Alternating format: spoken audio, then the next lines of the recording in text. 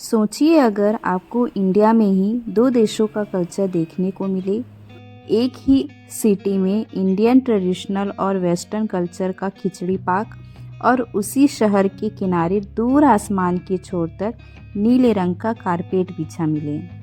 छत्तीसगढ़ से आसमान की सैर करते बादलों के बीचों बीच वायुयान में बैठ हम पहुँचे चेन्नई और फिर कुछ घंटों में चेन्नई की ज़मीन पर दौड़ती भागती जिंदगियों के बीच बाय रोड पहुँच गए पौंडीचेरी। जी हाँ, मैं बात कर रही हूँ इंडियन और फ्रेंच कल्चर को समेटे हुए खूबसूरत शहर पौंडीचेरी की, जिसे अब पुडुचेरी के नाम से भी जाना जाता है, जो कि इंडिया के साउथ ईस्ट का एक खूबसूरत शहर है और इंडिया का एक यूनियन टेरिटरी है। तो आँखों को थोड़ा विराम दो और नीचे दिए डिटेल को मन में याद रखो। अगले कुछ क्षणों में हम होंगे पौंडीचेरी की खूबसूरत वादियों में।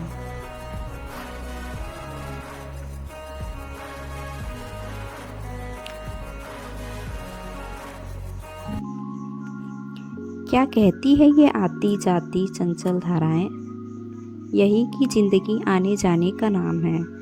तट पर सुकून तो मिल जाता है, लेकिन मंजिल वापस बुला ही लेती है। पौंडीचेरी की ये मॉर्निंग वॉक शुरू हुई थी वाइट टाउन से, जहां हम रुके थे, और पहुंची मरीना बीच में।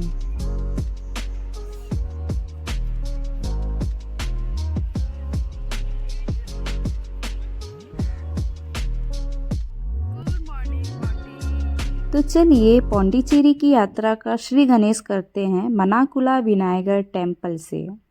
यात्रा पूर्व कल्पना से परे, सोचा भी नहीं था कि यहाँ गणेश जी की इतनी मान्यता होगी। हर एक हिंदू मंदिरों में इनकी मूर्ति विशेष तौर पर देखी जा सकती है और यहाँ के मंदिरों में गणेश जी को विवाहित जोड़ों के रूप में देखने का अलग ही अनुभव मिला। तमिल में मनल अर्थात बालू रेत और कुलन अर्थात सरोवर होता है। पुराने समय में गणेश प्रतिमा के आसपास ढेर सारी बालू रेत थी, इसलिए इन्हें मनाकुला विनायगर गणेश कहा जाने लगा। बाद में इस मंदिर का जीर्णोद्धार फ्रांसीसियों के द्वारा कराया गया। यहाँ की सजावट में सोने का उपयोग खास तौर पर देखा जा सकता है। इस प्रकार यहाँ विनायक जी के 16 स्वरूपों के दर्शन होते हैं। विनायक जी के दर्शन करने के बाद हमारी सवारी पहुंची एक ऐसे विलेज में जहां ना तो धर्म है, ना पैसा है और ना ही किसी की सरकार है, और जहां आज भी रुपयों का आदान प्रदान नहीं होता है। हम पहुंचे हैं औरोविले में, जो पौंडीचेरी से 12 किलोमीटर दक्षिण की ओर है। यहाँ का मुख्य आकर्षण का केंद्र है मातृ मंदिर, जो औरोविले के बीचों बीच स्थित है।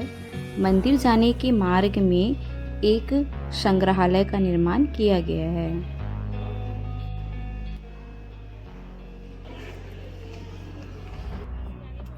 मातृ मंदिर को बनने में करीब 37 साल लगे। यह एक विशाल गोले के रूप में है, जिसका गुंबद सुनहरे डिस्क से ढका हुआ है। इसके केंद्र में सूर्य की एकमात्र किरण के साथ एक 70 सेंटीमीटर की एक स्वर्णिम क्रिस्टल बॉल है, जो संरचना के शीर्ष से भूमंडल की ओर निर्देशित होता है। ये मातृ मंदिर का टॉप व्यू है, जिसमें एक गुंबद है और गुंबद के अंदर एक ध्यान कक्ष है, जिसे आंतरिक कक्ष के रूप में जाना जाता है। इसमें दुनिया का सबसे बड़ा ऑप्टिकल परफेक्ट ग्लास ग्लोब के अंदर लगा हुआ है। इस संग्रहालय में बेसिकली मातृ मंदिर की स्थापत्य उपलब्धि के बारे में, मंदिर का निर्माण कैसे किया गया, इसके पीछे का क्या महत्व था, क्या उद्देश्य था, ये सब विस्तार से बताया गया है। यहाँ से निकल कर मंदिर तक पहुँचने के लिए हमें पैदल यात्रा ही करनी थी। वहाँ तक पहुँचने से पहले मैं यहाँ का कुछ हिस्ट्री बता देती हूँ। औरोविले की स्थापना श्री अरबिंदो सोसाइटी की एक परियोजना के रूप में 28 फरवरी 1968 को मीरा अल्फांसा के द्वारा की गई। वहाँ जाने के बाद मीरा अल्फांसा के बारे में जानने का मौका मिला और उनकी कुछ बुक भी लेने का यही उद्देश्य था मेरा। मातृ मंदिर के आसपास का जो पूरा क्षेत्र है उसे प्रशांत क्षेत्र कहते हैं। इस प्रशांत क्षेत्र की 3 मुख्य विशेषताएं हैं। पहला, 12 बगीचों वाला स्वयं मातृ मंदिर, दूसरा 12 पंखुड़ियाँ और भविष्य की झीलें, और तीसरा ये बरगद का पेड़ जो 100 साल पुराना पेड़ है। साथ ही मातृ मंदिर के अंदर प्रवेश के लिए प्री बुकिंग की ज़रूरत पड़ती है, जो हम नहीं करवा पाए थे। बाकी व्यू पॉइंट से इस गुंबद को देखा जा सकता है। इस प्रकार लंबी पैदल यात्रा से थक कर इसी पेड़ के नीचे थोड़ी देर विराम कर हम वापस हो गए। थैंक गॉड की वापसी के लिए बस सेवा की सुविधा थी।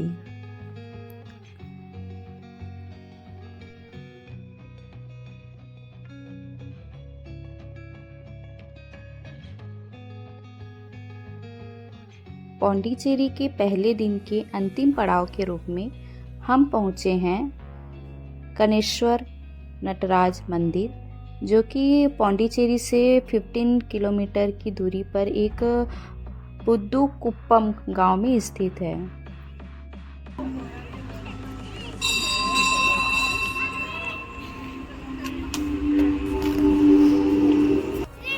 यह मंदिर पिरामिड के आकार का बना हुआ है और जैसे कि मैंने पहले ही बताया, यहाँ के प्रत्येक मंदिरों में गणेश जी को विशेष स्थान दिया ही गया है।